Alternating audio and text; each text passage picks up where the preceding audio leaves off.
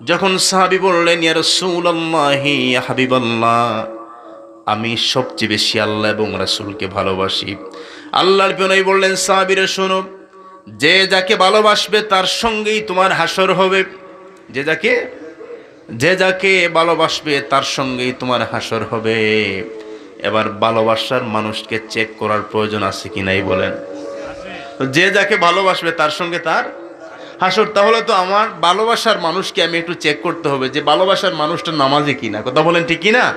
আমার ভালোবাসার মানুষটা রোজাদার কিনা, আমার ভালোবাসার মানুষটা আল্লাহওয়ালা কিনা, আমার ভালোবাসার মানুষটা রাসূলওয়ালা কিনা, আমার ভালোবাসার মানুষটা আশিকে রসুল কিনা, কথা বলেন ঠিক কিনা? কারণ দুনিয়াতেও কাজে লাগবে, আখেরাতেও কাজে লাগবে।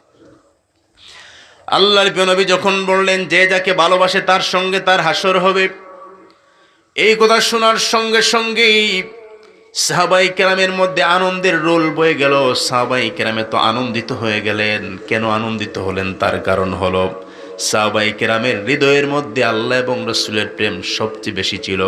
আর তারা চিন্তা করেছেন, আমরা আল্লাহ এবং রসুলকে সবচেয়ে বেশি মহব্বত করি, কিয়ামতের ময়দানে অবশ্যই আমরা আল্লাহ এবং রসুলকে পেয়ে যাব। জুড়ে বলুন সুবহানাল্লাহ। সাহাবাই কেরামে এই কথা শুনে এত আনন্দিত হলেন। এই হাদিসের বর্ণনাকারী হযরতে আনাস রাদিয়াল্লাহু তাআলা আনহু বলেন, ফামা রাআইতুল মুসলিমিনা ফারিহু বিশাইইন বাদাল ইসলামে ফারাহাহুম বিহা। আল্লাহর নবী যখন এই কথা বললেন, সাহাবাই কেরাম এত খুশি হয়ে গেলেন। ইসলাম আগমনের পর সাহাবাই কেরাম এরকম কোনো দিন আনন্দ করেন নাই। বলুন সুবহানাল্লাহ। এত খুশি হলেন তারা যে আমরা যদি আল্লাহ এবং রাসূলকে ভালোবাসি তাহলে হাসরের ময়দানে আল্লাহ এবং রাসূলকে পাওয়া যাবে। এটা খুশির খবর, কথা বলেন ঠিক না? এজন্য আজকের যে মাহফিল, এই মাহফিলের মূল যে কনসেপ্ট, মূল যে ধারণা, সেই ধারণা হচ্ছে এই মাহফিলের মাধ্যমে আমরা আল্লাহ এবং রাসূলকে ভালোবাসতে চাই, কথা বলেন ঠিক না? দেখবেন পৃথিবীতে যে যাকে পছন্দ করে তার অনুসরণ, তার আদর্শকে মানুষ এভাবে ফলো করে। যে কোনো ছাত্র যদি শিক্ষককে ভালোবাসে, দেখবেন সে শিক্ষকের মতো হাঁটতে চায়, কথা বলেন ঠিক না? সে শিক্ষকের মতো কথা বলতে চায়। এজন্য আগে ভালোবাসা ঢুকতে হবে। তো যখন আল্লাহ এবং আল্লাহর রসুলের ভালোবাসা আপনার মধ্যে আসবে, তখন মাথায় টুপি দিতে ভালো লাগবে, কথা বলেন ঠিক না? তখন আতর দিতে ভালো লাগবে, মেসওয়াক করতে ভালো লাগবে, কালিজিরা খেতে ভালো লাগবে, কদু খেতে ভালো লাগবে, মধু খেতে ভালো লাগবে, খাবারের পরে আঙ্গুল চুষে খেতে ভালো লাগবে, খাবারের পরে প্লেট মুছে খেতে ভালো লাগবে, সুন্দর সুন্দর কথা বললেও ভালো লাগবে, সুন্দর সুন্দর কথা শুনলেও ভালো লাগবে। তো প্রথমে ঢুকতে হবে কি? মহব্বত। আওয়াজ দেন কি? মহব্বত। এটা সাধারণ বিষয় নয়। আমার বাবার মহব্বত, ভালোবাসা, এটা আমার জন্য ভালোবাসার বিষয়, কিন্তু এটা ঈমান নয়। মায়ের মহব্বতের নাম ঈমান নয়, দাদার ভালোবাসার নাম ঈমান নয়, দাদির ভালোবাসার নাম ঈমান নয়। কিন্তু ইমাম বুখারী শরীফে বাব কায়েম করেছেন, বাবু হুব্বে রাসূলিল্লাহি সাল্লাল্লাহু আলাইহি ওয়াসাল্লাম মিনাল ঈমান। রাসূল প্রেম হচ্ছে ঈমান। জুড়ে বলুন সুবহানাল্লাহ। এমন কেমন প্রেম? লা ইউমিনু আহাদুকুম হাত্তা আকুনা হাব্বা ইলাইহি মিন ওয়ালিদিহি ওয়া ওয়ালাদিহি ওয়ান নাসি আজমাইন। নবীজি বলেন, যতক্ষণ পিতামাতা, আত্মীয়স্বজন, সন্তান সন্ততি সবার চেয়ে আমি নবীর প্রতি মহব্বত বেশি হবে না, ততক্ষণ পর্যন্ত তুমি পূর্ণ ইমানদার হতে পারবে। এখন তো একটু পাল্লা বসান, ভিতরে একটু পাল্লা বসান। এখন পাল্লা যদি স্ত্রীর প্রতি ভারী হয়, নবীর প্রতি পাতলা হয়, বুঝবেন ইমান এখনো কি হয় নাই, কামিল হয় না। এটা তো বুখারীর হাদিস। ভিতরে পাল্লা বসান, পাল্লা যদি সন্তানের দিকে ভারী হয়, রসুলের দিকে পাতলা হয়, বুঝবেন এখনো ইমান কি হয় নাই, পরিপূর্ণ হয় নাই। তো ইসলাম এবং ইমান কখন পরিপূর্ণ হবে?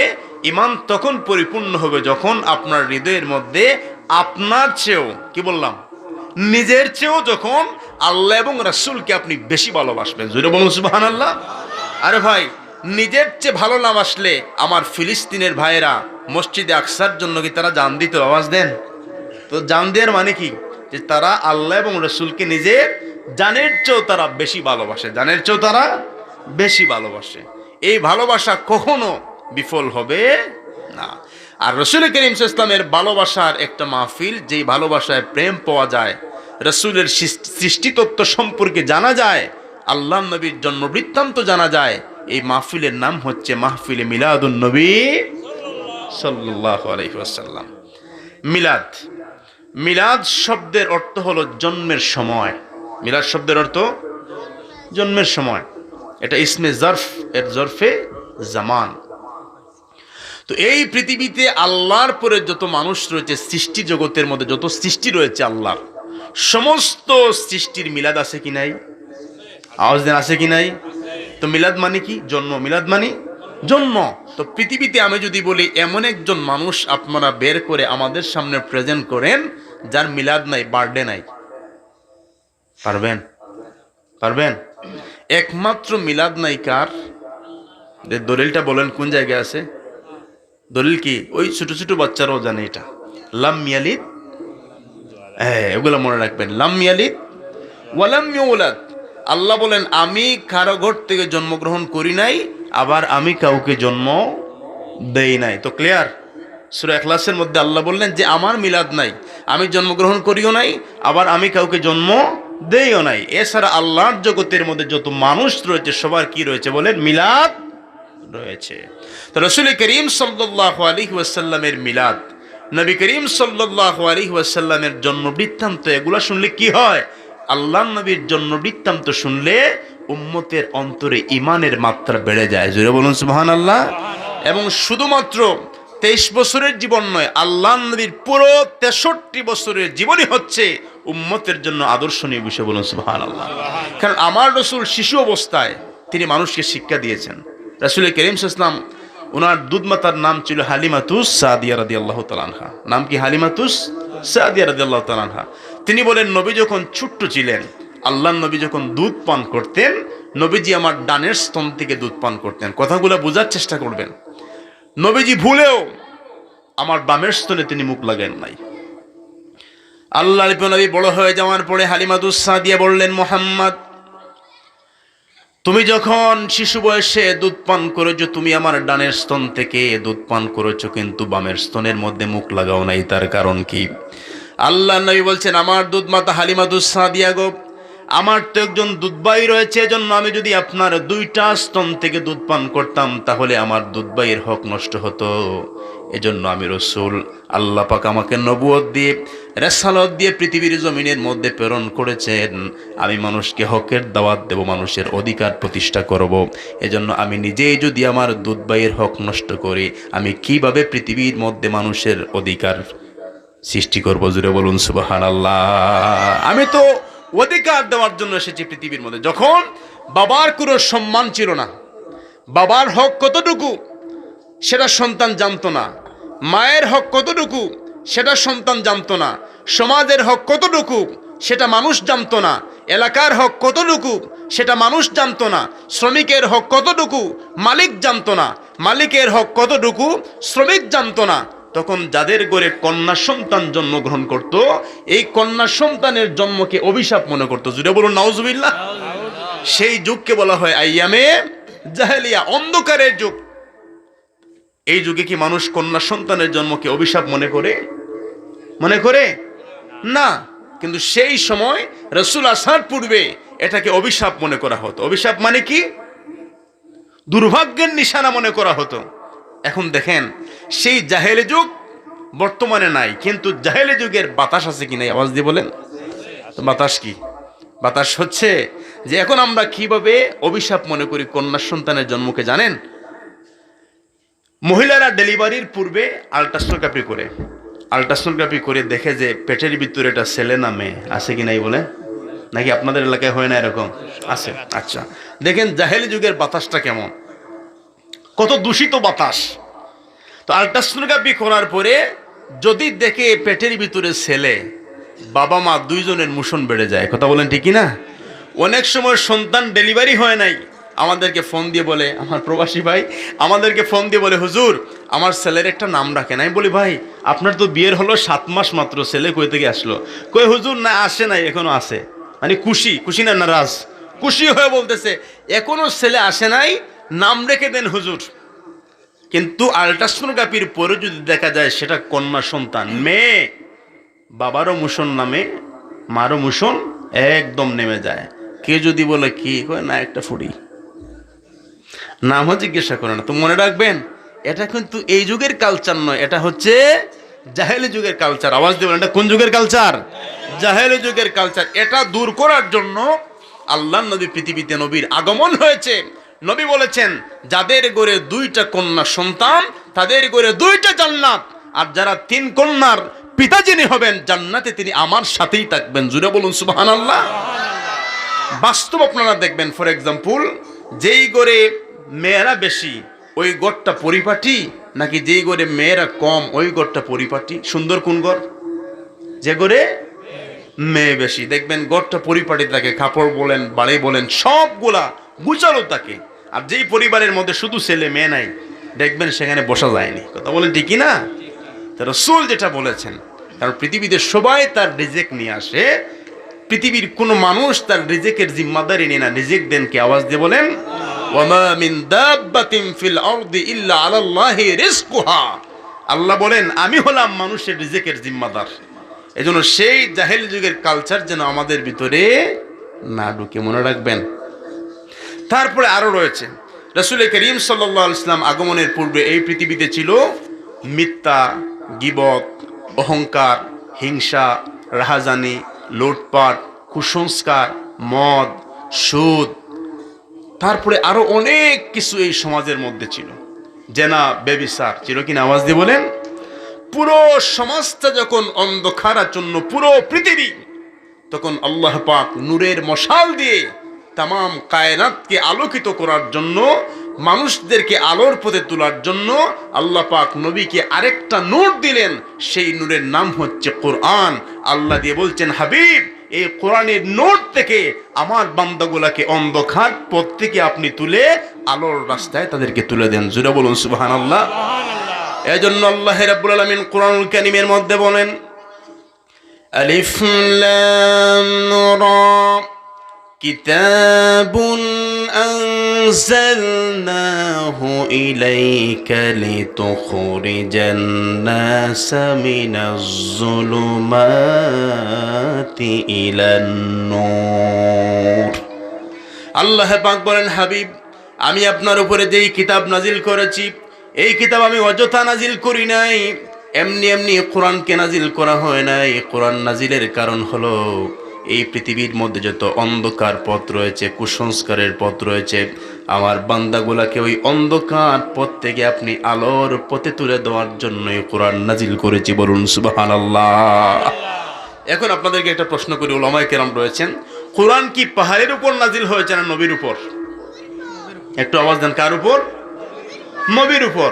তো যদিও কোরআন পাহাড়ের উপর নাজিল হতো, পাহাড় কি সেই কোরআনকে ধারণ করতে পারতো? আওয়াজ দেন না। তো নবীর উপর কোরআন নাজিল হয়েছে যেই পাহাড়ের উপরে, ওই পাহাড়ের নাম কি? জবলে, কথা বলে না, জবলে নূর। পাহাড়ের উপর নাজিল হয় নাই। নবী যেই পাহাড়ে ছিলেন, নবীর উপরে কোরআন নাজিল হয়েছে, আর নবী ছিলেন জবলে নূর। জবলে নূর পাহাড়ের মধ্যে। এখন যেই পাহাড়ে নবী ছিলেন, নবীর উপরে কোরআন নাজিল হয়েছে।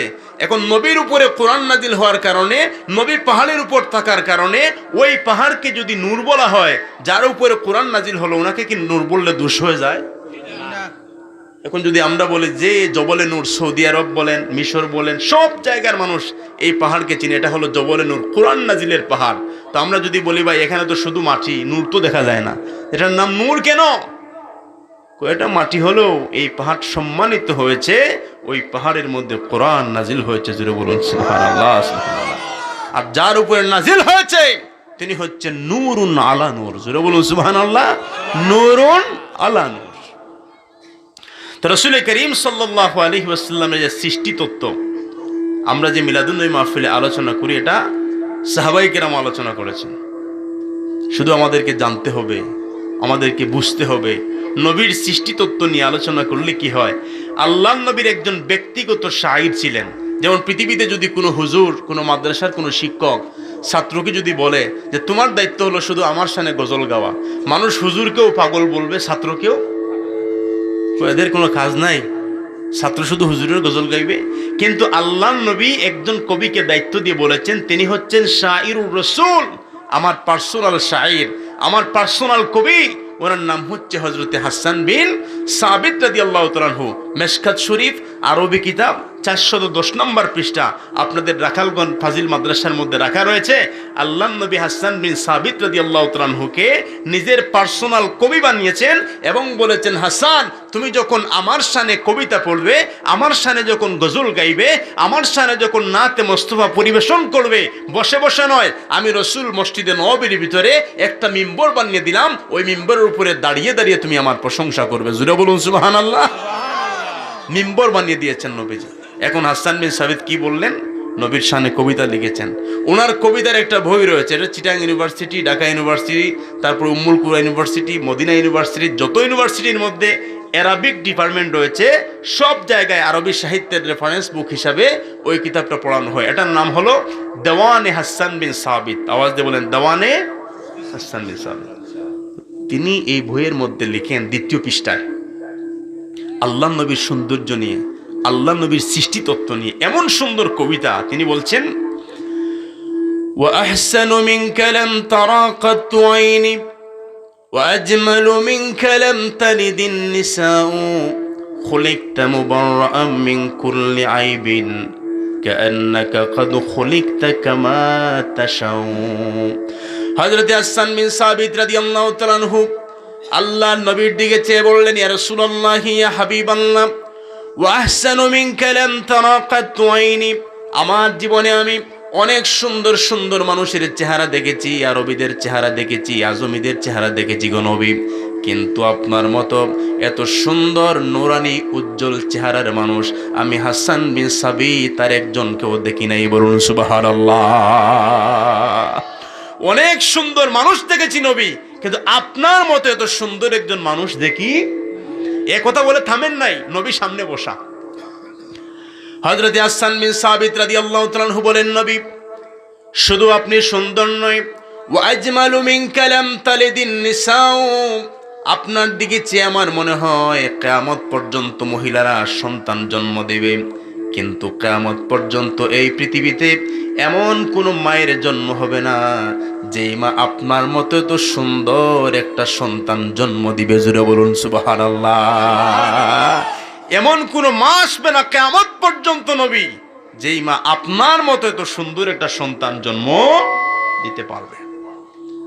তারপরেও সাহাবী থামেন নাই, সাহাবী বললেন, খুলিকতা মুবাররাআন মিন কুল্লি আইবিন, ইয়া রাসূলুল্লাহ, ইয়া হাবিবাল্লাহ, আমি আপনার সুন্দর চেহারার দিকে আমি বারবার তাকালাম, আপনার চেহারার সৌন্দর্য দেখলাম নবী, আল্লাহ পাক আপনাকে নিখুঁত করে, আপনাকে আল্লাহ পাক আইব ত্রুটি মুক্ত করে এত সুন্দর করে আল্লাহ রাব্বুল আলামিন আপনাকে সৃষ্টি করেছেন। কাআন্নাকা কাদ খুলিকতা কামা তাশাউ, আমার মনে হয় আল্লাহ যখন আপনাকে সৃষ্টি করেছেন, আপনি আপনার আল্লাহকে, আপনি আপনার রবকে আপনি যেরকম সৌন্দর্য চেয়েছেন, আপনার রব আপনার আল্লাহ সেরকম সুন্দর দিয়ে আপনাকে সৃষ্টি করেছেন। দেখেন সাহাবীর কথা, নবী তো বলা উচিত ছিল যে হাসান বিন সাবিত এগুলো তো শিরক হয়ে যাচ্ছে, কি বলো তুমি? আল্লাহ নবী শুনেছেন, কথা শুনে মোহব্বত করে মসজিদের ভিতরে মিম্বর বানিয়ে দিয়ে বলেছেন, তোমার কথাগুলো এত পছন্দ হয়, তুমি বসে বসে নয়, তুমি দাঁড়িয়ে সাহাবায়ে কেরামের সম্মুখে আমার তারিফ করো। জুড়ে বলুন সুবহানাল্লাহ। দেখেন সাহাবায়ে কেরামের আদত। এই যে নবীদের আলোচনা, মিলাদুন নবীর আলোচনা, নবীদের শারাফতের আলোচনা, এটা শুধুমাত্র আমরা নয়, নবীর সাহাবীরাও করতেন। জুড়ে বলুন সুবহানাল্লাহ। মুসলিম শরীফ, তিরমিজি শরীফ সিয়াসিত্তার অন্যতম কিতাব, তিরমিজি শরীফের মধ্যে একটা বাব রয়েছে, বাবু মা জাআ ফি ফাদলিন নবী সাল্লাল্লাহু আলাইহি ওয়াসাল্লাম। এটা সাউন্ড একটু কমিয়ে দাও, অপারেটর সাহেব কই, অপারেটর সাহেব একটু সাউন্ড কমিয়ে দাও। তো এই ভাবের মধ্যে একটা হাদিস রয়েছে, আমি যতক্ষণ কথা বলবো কোরআন এবং হাদিস থেকে, ভালো লাগবে তো আপনাদের? এই কিচ্ছা কাহিনী বলে লাভ নাই, কথা বলেন ঠিকই না? আচ্ছা, তবে সেই কিচ্ছা বলবো যেটা কোরআনে আছে, সেই কিচ্ছা বলবো যেটা হাদিসের মধ্যে আছে। আর ওয়াজ করলাম, পরে আপনারা খুঁজে না পেলেন কোরআনের মধ্যে, না পেলেন হাদিসের মধ্যে, এটার কোনো ভিত্তি আছে? আচ্ছা, তো তিরমিজি শরীফের মধ্যে একটা হাদিস রয়েছে, আল্লাহ নবীর সাহাবীরাও পূর্বের যে নবী তাদের তারা আলোচনা করতেন ইমানকে সতেজ করার জন্য। জালাসা নাসুম মিন আসহাবি রাসূলিল্লাহি সাল্লাল্লাহু আলাইহি ওয়াসাল্লাম, হযরত আব্বাস রাদিয়াল্লাহু তাআলা আনহু বলেন যে একবার নবীর সাহাবীরা বসলেন সবাই একত্রিত হয়ে, আল্লাহ নবীর জন্য তারা অপেক্ষা করছেন যে কখন নবী আমাদের মজলিসে আসবেন। সুবহানাল্লাহ বলবেন না? ফাখরাজা হাত্তা ইযা দানা মিনহুম সামিয়াহুম ইয়াতাযাকারুনা ফাসামিয়া হাদিসাহুম। তখন আল্লাহ নবী হুজরা মুবারক থেকে বের হলেন। বের হওয়ার পর ধীরে ধীরে ধীরে ধীরে সাহাবাই কেরামের মজলিসের বাইরে গিয়ে একটু দাঁড়ালেন। নবীজি শুনলেন যে আমার সাহাবীরা কি বলে, আমি যে শিক্ষা দিয়েছি তারা কি বলে, তারা কি অযথা কথা বলে না ইসলামের স্বার্থে কথা বলে। এজন্য যেই কথা অযথা কথাবার্তা এটা মুমিন পরিহার করে। মুমিন কি করে? আওয়াজ দিয়ে বলেন, পরিহার করে। কিন্তু আমরা অযথা কথা বলি বেশি। মুমিন হচ্ছে সে যখন কথা বলবে ইসলামের স্বার্থে বলবে, সে যখন কথা বলবে ইমানের স্বার্থে বলবে, সে যখন কথা বলবে মুসলমানদের স্বার্থে বলবে, সে যখন কথা বলবে তখন পুরো উম্মার স্বার্থে কথা বলবে। অযথা তর্ক বিতর্ক কখনো মুমিন জড়িত হয়।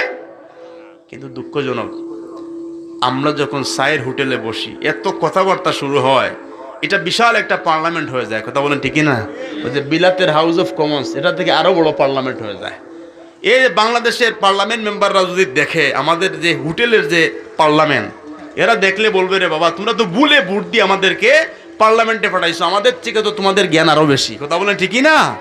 এই তো কার বাড়িতে কি আছে, কার ঘরে কি আছে, কার স্ত্রী কেমন, কার স্বামী কেমন, কার দাদি কেমন, এই যে কুসংস্কারের যে আলোচনাগুলা, এগুলো আল্লাহ নবী পছন্দ করেন নাই, সাহাবাই কেরাম এগুলা পছন্দ করতেন না। এখন নবীজি ওপাটার কই? নবীজি বাইরে থেকে দাঁড়িয়ে সাহাবাই কেরামের কথা শুনছেন তিনি। তো সাহাবাই কেরাম যে কথা বলছেন, নবীজি দেখলেন যে তারা কি আমার শিখানো পন্থায় তারা কথা বলে কিনা।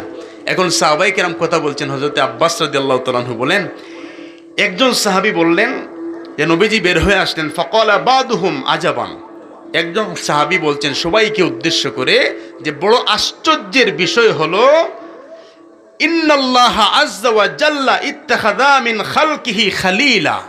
আশ্চর্যের কথা হলো আল্লাহ পাক এই বিশ্বের মধ্যে, সৃষ্টি জগতের মধ্যে একজন নবীকে তিনি খালিল বানিয়েছেন। জোরে বলুন সুবহানাল্লাহ। বলেন তো ওনার নাম কি? ইব্রাহিম আলাইহিস সালাম।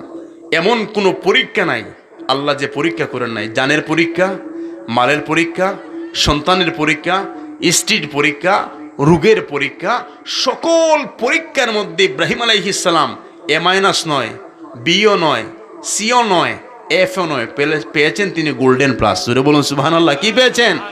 গোল্ডেন প্লাস পেয়েছেন। আল্লাহ বললেন যাও, তোমাকে মুসলিম জাতির পিতা বানিয়ে দিলাম। জোরে বলুন সুবহানাল্লাহ। তো একজন সাহাবী বলছেন আল্লাহ একজনকে খালিল বানিয়েছেন। ইত্তাখাযা ইব্রাহিমা খালিলা, তিনি হচ্ছেন ইব্রাহিম আলাইহিস সালাম। ওয়া ক্বালা আখার, আরেকজন সাহাবী বললেন মাদা বিআজাবা মিন কালামি মূসা কাল্লামাহু তাকলিমা। আরো আশ্চর্যের বিষয় হলো একজন নবী আল্লাহর সঙ্গে কথা বলেছেন তুর পাহাড়ে। ওনার নাম কি? কুরআনুল কারীম 3 পারা প্রথমে রয়েছে তিলকার রুসুলু ফাদ্দালনা বাদাহুম আলা বাদ মিনহুম মান কাল্লামাল্লাহ ওয়া রাফা বাদাহুম দারাজাত। বলেন আরো আশ্চর্যের বিষয় যে আল্লাহর সঙ্গে একজন নবী কথা বলেছেন। তখন মোবাইল ছিল না, ল্যাপটপ ছিল না, ইমো ছিল না, স্কাইপি ছিল না, হোয়াটসঅ্যাপ ছিল না, মেসেঞ্জার ছিল না, ফেসবুক ছিল না। এটা আজব বিষয় কিনা? আওয়াজ দেবেন আজব কিনা? তিনি বলছেন আল্লাহর সঙ্গে উনি কথা বলেছেন। ওই নবীর নাম হচ্ছে ওয়া কাল্লামাল্লাহু মূসা তাকলিমা, মূসা আলাইহিস সালাম। ওয়া ক্বালা আখার, আরেকজন বলছেন ফা ঈসা কালিমাতুল্লাহি ওয়া রূহুহু। আরো আশ্চর্যের বিষয় হলো একজন নবীর বাবা নাই। জোরে বলুন না সুবহানাল্লাহ। আল্লাহর কালিমা, আল্লাহ কুদরতিভাবে ওনার মায়ের ভিতরে রূহ ঢুকিয়ে দিয়েছেন। বলুন সুবহানাল্লাহ। ওনার নাম কি? ঈসা আলাইহিস সালাম। ওনার নাম কি? ঈসা আলাইহিস সালাম। ওয়া ক্বালা আখার, দেখেন হাদিসের ওয়াজ এলো পাতাই কথা বলে তো লাভ নাই, হাদিসেই কত সুন্দর সুন্দর ওয়াজ আছে। ওয়া ক্বালা আখার, আরেকজন বললেন আদম মুস্তাফাহুল্লাহ, আল্লাহ পাক একজন নবীকে নির্বাচিত করেছেন, পৃথিবীতে প্রথমে দিয়েছেন, পৃথিবীর সমস্ত মানুষের বাবা বানিয়েছেন। ওই নবীর নাম হচ্ছে আদম সফিউল্লাহ। ফাখরাজা আলাইহিম ফাসাল্লামা। নবীজি এগুলো শুনছেন আড়াল থেকে যে আমার সাহাবীরা কি বলে। শুনে নবীজি খুশি হলেন। আস্তে করে নবীজি ভিতরে ঢুকলেন। ভিতরে ঢুকে আল্লাহ নবী কি দিলেন? সালাম দিলেন। এখানে আমাদের শিক্ষণীয় বিষয় হাদিস থেকে বের করতে হবে, আমরা সালামের জন্য অপেক্ষা করি। ইমাম সাহেব অপেক্ষা করি কখন মুসল্লি সালাম দিবে, শিক্ষক অপেক্ষা করি কখন ছাত্র সালাম দিবে, জননেতা অপেক্ষা করে কখন জনগণ সালাম দিবে, বাবা অপেক্ষা করেন কখন সন্তান সালাম দিবে, স্বামী অপেক্ষা করেন কখন স্ত্রী সালাম দিবে। কিন্তু আমার নবীর আদতে মুবারাকা ছিল, আল্লাহ প্রিয় নবীর অভ্যাস ছিল, নবীজি সালামের জন্য অপেক্ষা করতেন না। আল্লাহ নবী আগে তিনি সালাম দেওয়ার চেষ্টা করতেন। জোরে বলুন সুবহানাল্লাহ। আল্লাহ প্রিয় নবী সাহাবায়ে কিরামের মজলিসের মধ্যে ঢুকলেন, ঢুকে সাহাবায়ে কিরামকে সালাম দিলেন। সালাম দেওয়ার পরে রাসূল করিম সাল্লাল্লাহু আলাইহি ওয়াসাল্লাম বললেন, সাহাবীরা তোমরা যে আলোচনা করেছো সবগুলো আমি রাসূল আড়াল থেকে শুনেছি। বলুন সুবহানাল্লাহ। আল্লাহর নবী বললেন, তোমরা বলেছো ইব্রাহিম আলাইহিস ইসলামকে আল্লাহ পাক খলিল বানিয়েছেন, অবশ্যই ওহুয়া কাযালিকা, আল্লাহ রাব্বুল আলামিন অবশ্যই ইব্রাহিম আলাইহিস ইসলামকে খলিল বানিয়েছেন। তোমরা বলেছো মুসা আলাইহিস ইসলামকে আল্লাহ পাক কালিমুল্লাহ, আল্লাহর সাথে বাক্যালাপকারী বানিয়েছেন, অবশ্যই মুসা আলাইহিস ইসলামের সঙ্গে আল্লাহ কথা বলেছেন। তারপরে তোমরা বলেছো ঈসা আলাইহিস সালাম হচ্ছেন রূহুল্লাহ, অবশ্যই তিনি হলেন রূহুল্লাহ। তারপরে তোমরা বলেছো আদম হচ্ছেন সফিউল্লাহ, অবশ্যই আদম সফিউল্লাহ। কিন্তু আমার সাহাবীরা শোনো, আমার বিষয়ে তোমরা জেনে রাখো আমাকে আল্লাহ পাক কি দান করেছেন। আল্লাহর নবী বলেন, আলা ওয়া আনা হাবিবুল্লাহ, আমি হলাম আল্লাহর সবচেয়ে মায়ার বন্ধু। জুড়ে বলুন সুবহানাল্লাহ। নবী বলছেন আলা ওয়া আনা হাবিবুল্লাহ, হে সাহাবীরা শোনো, আমি হচ্ছি আল্লাহর হাবিব। আওয়াজ দিয়ে বলেন, আমি হচ্ছি আল্লাহর হাবিব। ওয়ালা ফখরা, কিন্তু এটা নিয়ে আমি রাসূল কখনো অহংকার করি না। আমার রাসূলের জীবন আখলাকে হাসানা, লাকাদ কানা লাকুম ফি রাসূলিল্লাহি উসওয়াতুন হাসানা। কেমন ছিল নবীর চরিত্র, যার জীবনে এক সেকেন্ডের জন্য কোনো অহংকার নাই। জোরে বলুন সুবহানাল্লাহ। যার জীবনে সেকেন্ডের জন্য অহংকার নাই, ওই মহামানবের নাম হচ্ছে নবী মুহাম্মদুর। যার জীবনে সেকেন্ডের জন্য মিথ্যা কথা নাই, তিনি হচ্ছেন নবী মুহাম্মদুর। যার জীবনে সেকেন্ডের জন্য গীবত নাই, তিনি হচ্ছেন নবী মুহাম্মদুর। যার জীবনে সেকেন্ডের জন্য হিংসা নাই, তিনি হচ্ছেন নবী মুহাম্মদুর রাসূলুল্লাহ সাল্লাল্লাহু আলাইহি ওয়াসাল্লাম। যার জীবনে সেকেন্ডের জন্য চুগলখড়ি নাই, তিনি হচ্ছেন নবী মুহাম্মদুর রাসূলুল্লাহ সাল্লাল্লাহু আলাইহি ওয়াসাল্লাম। আল্লাহ পাক বলছেন তিনি আমার হাবিব। নবী বলেন ওয়ালা ফখরা, এটা নিয়ে আমি কখনো অহংকার করি না। তারপর নবী বলছেন সাহাবীরা আরো শুনো, ওয়ানা হামিলু লিওয়াইল হামদি ইয়াউমাল কিয়ামা, কিয়ামতের ময়দানে আমার হাতে থাকবে প্রশংসার পতাকা। আরো জোরে বলুন সুবহানাল্লাহ। আমার হাতে কি থাকবে? প্রশংসার পতাকা। ওয়ালা ফখরা, এটা নিয়েও আমি রাসূল কি করি না, কথা বলবেন আপনারা, কি করি না? অহংকার করি না। নবী আবার বললেন ওয়ানা আউয়ালু শাফিঈন, কিয়ামতের ময়দানে সর্বপ্রথম সুপারিশকারী হলাম আমি নবী। জোরে বলুন সুবহানাল্লাহ। ওয়া আউয়ালু মুশাফফাঈন, কিয়ামতের ময়দানে সর্বপ্রথম যার সুপারিশ কবুল করা হবে তিনি হচ্ছে আমি নবী। জোরে বলুন সুবহানাল্লাহ। আবার বললেন ওয়ালা ফখরা, এটা নিয়ে আমি কি করি না, অহংকার করি না, গৌরব করি না। তারপরে যে কথা বলছেন ভাই, এটা শুনলে আপনারা ধনী হওয়ার স্বপ্ন ছেড়ে দিবেন। বলবো না বাড়িতে নিয়ে যাব? খোকা না, এটা শুনে তো আপনারা ধনী হওয়ার চিন্তা বাদ দিয়ে দিবেন। হ্যাঁ আচ্ছা বলি, এটা দেখেন নবীজি কি বললেন, এটা শুনলে কইবেন না ধনী না, গরিব হতে চাই। আচ্ছা, রাসূল কারীম সাল্লাল্লাহু আলাইহি ওয়াসাল্লাম তারপরে বলেন ওয়ানা আউয়ালু মান ইউহাররিকু হিলাকাল জান্নাহ, সর্বপ্রথম জান্নাতের কড়ায় আমি হাত দিব। জোরে বলুন সুবহানাল্লাহ। ফায়াফতাহুল্লাহু লি ফায়ুদখিলুনিহা, আল্লাহ পাক সর্বপ্রথম আমার জন্য তিনি জান্নাতের দরজা খুলে দিবেন। বলুন না সুবহানাল্লাহ। তারপরে নবীজি বললেন ওয়া মাই ফুকারাউল মুমিনিন, আর সর্বপ্রথমেই আমি আমার অসহায় গরিব দরিদ্র মুমিন উম্মতগুলোকে নিয়ে প্রথমেই আমি জান্নাতে ঢুকে যাব। কি ধনী হবেন না গরিব হবেন, এটা বলতে বড় কষ্ট লাগে না? নবীজি বলছেন যে আমার উম্মতের মধ্যে যারা দরিদ্র অসহায়, আমরা মনে করি যে গরিব হলেই মনে হয় এটা আল্লাহর অভিশাপ, মনে আল্লাহ আমার উপরে খুব নারাজ। আর নবী বলছেন আমার উম্মতের মধ্যে যারা পৃথিবীতে দুঃখ কষ্ট করবে, দরিদ্রের মধ্যে দিন অতিবাহিত করবে, প্রথমেই জান্নাতের দরজা খুলে আমার ওই মুমিন গরিব উম্মত, যে গরিব অবস্থায় নামাজ বাদ দেয় নাই, যে গরিব অবস্থায় রোজা বাদ দেয় নাই, যে গরিব অবস্থায় আল্লাহর জিকির বাদ দেয় নাই, যে গরিবই তাকে শিক্ষা দিয়েছে আল্লাহর তাকওয়া অর্জন করার, যে গরিবই তাকে শিক্ষা দিয়েছে আল্লাহর মহব্বতের, যে গরিবই তাকে শিক্ষা দিয়েছে নবীর মহব্বতের, সে গরিবী অবস্থায় কখনো হারামের ধারে কাছে যায় নাই, আল্লাহর নবী বলেন তাকে নিয়ে আমি প্রথমেই জান্নাতে ঢুকে যাব। বলুন সুবহানাল্লাহ।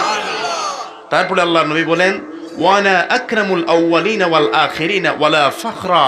নবীজি বলেন আল্লাহর সৃষ্টির মধ্যে সর্বপ্রথম এবং সর্বশেষ সৃষ্টি জগতের মধ্যে শ্রেষ্ঠত্বের মর্যাদা আল্লাহ পাক আমাকেই দিয়েছেন। বলুন সুবহানাল্লাহ। স্রষ্টার পরে আল্লাহ কি সেওয়া, আল্লাহ কি সেওয়া, আল্লাহর পরে সৃষ্টি জগতের মধ্যে যার তারিফকে আল্লাহ পাক ওয়ারাফানা লাকা যিকরাক, আল্লাহ যার শানকে ইজা জুকিরতু জুকিরতা মাই, সেটা হোক আজানে, সেটা হোক ইকামতে। আজানের মধ্যে আল্লাহর নামের পরে নবীর নাম কি নাই? আশহাদু আল্লা ইলাহা ইল্লাল্লাহ, তারপরে আশহাদু আন্না মুহাম্মাদা, ইকামতে আছে কি নাই? হ্যাঁ, আজানে, একামতে, ধুলোকে ভুলোকে আদম আলাইহিস সালাম বলেন আল্লাহ যখন আমাকে বললেন ইয়া আদামুসকুন আনতা ওয়া যাওজুকাল জান্নাহ, আদম তুমি আর তোমার স্ত্রী দুইজন তোমরা জান্নাতে বসবাস করো। আদম আলাইহিস সালাম বলে জান্নাতের এমন কোনো দরজা নাই, জান্নাতের এমন কোনো জানালা নাই, জান্নাতের এমন কোনো লতা নাই, জান্নাতের এমন কোনো পাতা নাই, জান্নাতের এমন কোনো হুর গিলমান নাই, জান্নাতের এমন কোনো ফেরেশতা নাই, জান্নাতের এমন কিছু নাই যেখানে আল্লাহর নামের পরে নবীর নাম লেখা নাই। জোরে বলুন না সুবহানাল্লাহ। আল্লাহ তামাম কায়নাত সাজিয়েছেন, আল্লাহর পরে আল্লাহ সৃষ্টির মধ্যে যাকে মহব্বত করেছেন তিনি হচ্ছেন নবী মুহাম্মদুর রাসূলুল্লাহ সাল্লাল্লাহু আলাইহি ওয়াসাল্লাম। তো সেই নবীর আগমনে আমরা খুশি না নারাজ? তো খুশি হলে কি করেন এই কথা মনে রাখবেন। আপনি খুব খুশি আজকে, এখন খুশি হয়ে কি মানুষ দরজা জানালা সবগুলা বন্ধ করে ঘরের ভিতরে হাসে? হাসে না। আপনি যখন খুশি হন আপনার খুশির কিছু সিমটম, কিছু আলামত আছে। আপনি খুশি হলে 2 রাকাত নফল নামাজ পড়বেন, দৌড় দিয়ে আপনি মসজিদে যাবেন, মসজিদে গিয়ে ইমাম সাহেবকে কিছু বকশিশ দিবেন, খতনে কোরআনের ব্যবস্থা করবেন, আল্লাহর শুকরিয়া আদায় করবেন, পরিবারের সাথে খুশি বাক্যালাপ করবেন। এগুলো হচ্ছে মানুষের খুশির আলামত। কিন্তু এরাও আমাদের ভাই, আমাদের কি এক বাপের যদি 5 জন সন্তান হয় 5 জনের 5টা মন্তব্য থাকে। কেউ কি বাবাকে অস্বীকার করে তাই বলে না, এরা আমাদের ভাই, বুঝে না। এরা বলে না আমরাও খুশি। তো তোমরা কিরকম খুশি? ঘরের ভিতরে দরজা জানালা বন্ধ করে কেউ যদি খুশি হয় মানুষ তাকে কি বলে? পাগল। কি বলে? তো আপনাদেরকে তো আমরা খুশি হতে দেখি নাই। আমরা খুশি হয়েছি, পকেট থেকে টাকা দিয়েছি, প্যান্ডেলের ব্যবস্থা করেছি, তাবারুকের ব্যবস্থা করেছি, কোরআন হাদিস পড়ার ব্যবস্থা করেছি, শোনার ব্যবস্থা করেছি, মানুষের খাওয়ার ব্যবস্থা করেছি। কত ভালো কাজের মাধ্যমে আমরা আমাদের খুশিকে প্রকাশ করছি। তো আপনারা কিভাবে খুশি হন ঘরের ভিতরে দরজা জানালা বন্ধ করে? আল্লাহই ভালো জানেন। কথা বলেন ঠিকই না? আবার আমরা রাস্তায় নেমে রেলিও করেছি। কই এটা তো বিদাত। এটা কি? এটা না জানার কারণে। বললাম না আজকে দলিল দিব সবগুলার। এটা না জানার কারণে। এই আমার লন্ডন প্রবাসী আমার ভাই বলবেন যে এই যে রেলির ভিতরে হেকমত কি আছে? দলিল তো দিচ্ছি আমি, হেকমত কি আছে? আমার ভাই যদি লন্ডনের কাউকে বলেন যে আপনি আল্লাহর উপরে নবীর উপরে ঈমান গ্রহণ করেন, কোনো খ্রিস্টানকে যদি বলেন, সে কি ওনার কথা মানবে? মানবে না। তো তাকে আমরা মেসেজ দিতে হবে কিভাবে? অ্যাটিটিউড, ভাবভঙ্গির মাধ্যমে আমরা তাকে মেসেজ দিতে হবে। যেহেতু সেখানে কথা বলা যাবে না। তো যখন বিশ্বের 152টি দেশের মানুষেরা রাস্তায় নেমে আল্লাহ নবীর আগমনকে ইস্তেকবাল জানানো, ইয়া নবী সালামু আলাইকা, ইয়া হাবিব সালামু আলাইকা, এখন 152টি দেশের মধ্যে যখন পালন হলো, ইহুদি খ্রিস্টান যখন নেটের মধ্যে দেখলো কি রে আজকে সমস্ত মুসলমানগণ রাস্তায় কেন, তখন তারা জিজ্ঞাসা করলো। আর আপনি গিয়ে আমার ভাই বলা লাগে নাই যে আজকে আমার নবী এসেছেন, সে বলতেছে আজকে এত মুসলমান রাস্তায় কেন নেমেছে রাস্তায়? তো তাকে বলা হলো আজকে আমার নবীর আগমন। আমার নবীর আগমন উপলক্ষে নবীর উম্মতরা খুশি হয়ে তারা রাস্তায় নেমেছে, তখন সে এতদিন নবীর নাম শুনতো না। বলে তোমার নবীর নাম কি? তো সে বলল মুহাম্মদ সাল্লাল্লাহু আলাইহি ওয়াসাল্লাম। এখন সে সার্চ দিয়েছে হু ইজ মুহাম্মদ, মুহাম্মদ সাল্লাল্লাহু আলাইহি ওয়াসাল্লাম কে? যখন আল্লাহর নবীর পুরো বায়োডাটা দেখেছে, নবীর জীবনে মিথ্যা নাই, নবীর জীবনে গীবত নাই, নবীর জীবনে অহংকার নাই, নবীর জীবনে হিংসা নাই, তখন এই খ্রিস্টানদের কাছে দাওয়াত দিতে হয় নাই। সে যখন নবীর পুরো বায়োডাটা দেখেছে, অনেক ইমাম সাহেবের কাছে গিয়ে বলে আমি ইসলাম ধর্ম গ্রহণ করতেছি, আমাকে মুসলমান বানিয়ে দেন। জোরে বলুন সুবহানাল্লাহ। যেটা কথা বলে হয় না, এটা অ্যাটিটিউড এবং র্যালির মাধ্যমে সেটা হয়ে যায়। কথা বলেন ঠিক কি না? এখন বলেন এটা তো বেদাত, দলিল কোন জায়গায় আছে? দলিল তো বড়া, দলিল আছে কি নাই? নেই। আমি দেখেন, দলিল হচ্ছে সমস্ত তারিখের কিতাবের মধ্যে এসেছে আল্লাহর নবী যেই দিন পৃথিবীতে এসেছেন, আসমান থেকে জমিন পর্যন্ত ফেরেশতারা র্যালি করেছে। বলুন সুবহানাল্লাহ। কুলেন জালালউদ্দিন সুয়ুতী রহমতুল্লাহ আলাইহির খাসায়েসুল কুবরা, কুলেন আব্দুর রহমান জামি রহমতুল্লাহ আলাইহির শাওয়াহিদুন নবুওয়াত, আরও যত কিতাব রয়েছে তারিখের দেখবেন। দ্বিতীয় নম্বর হলো যে র্যালি। আল্লাহর নবী যখন মেরাজ করলেন 50,000 ফেরেশতার মাধ্যমে আল্লাহ তার নবীকে রিসিভ করে আসমান পর্যন্ত র্যালির মাধ্যমে। বলুন না সুবহানাল্লাহ।